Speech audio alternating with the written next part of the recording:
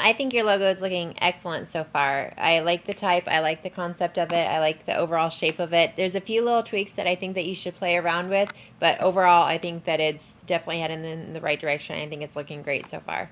I pulled up your logo in Illustrator. So this is the one that you submitted. The main things are, I think that maybe these two shapes need a little bit more space between them. So if you want to just play around with just adding a little bit more space here. When I was playing around with it, honestly, I kind of cheated a little bit and did it kind of quickly. But with your shapes, basically what I did is on both of these, let me pull up my palettes here. On both of these shapes, I just kind of put a black stroke around it. And in the stroke panel, I had it set, I think I have it set on the inside, or maybe just the outside. Or center, I'm sorry. Yeah, I had it aligned to the center.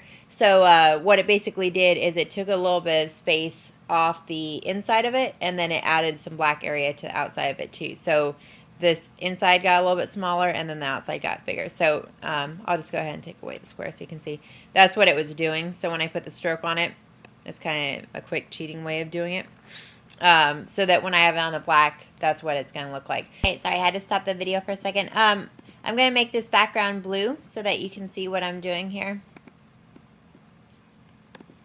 Okay, so I have the stroke, and basically what I'm going to show you how to do is a really simple way of, when you add the stroke, it's going to quickly shrink this shape a little bit, so it'll let you uniformly make this a little bit smaller to play around with how you want it to look.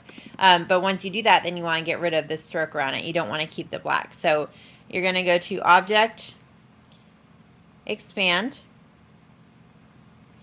Okay, and then what you can do is you want to make sure that you ungroup everything.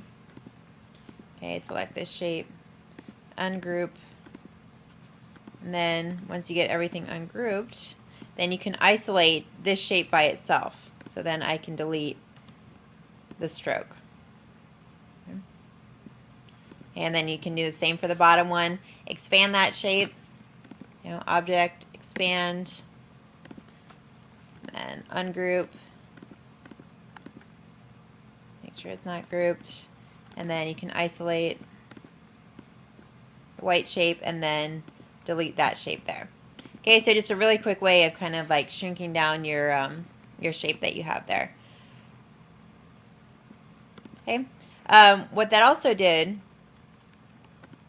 is it kind of shortened up the overall bottom part of it, so it lined up with the text a little bit. I'll show you the third variation that I have.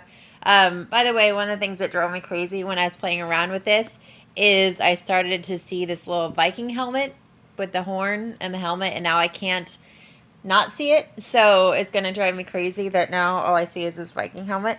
So you might want to play around with that a little bit, because if people see that, then they're going to think that your logo is a Viking helmet instead of originally what I saw with your concept was kind of like this stylized, the P with obviously it's a pivot, but that's not what I see now. So play around with it a little bit. It might help if you, I did this kind of quickly so it's messy over here, is kind of create this nice little curve here so that there's a little bit more flow to your logo, because the way that you have it right now, go back to yours, right here, it's a little bit rough where it comes in. So I think if you create a little bit more of that flow, then it will sort of help to take away from the whole Viking idea. Like it'll just look like this very nice, perfectly flowing organic shape as opposed to the helmet.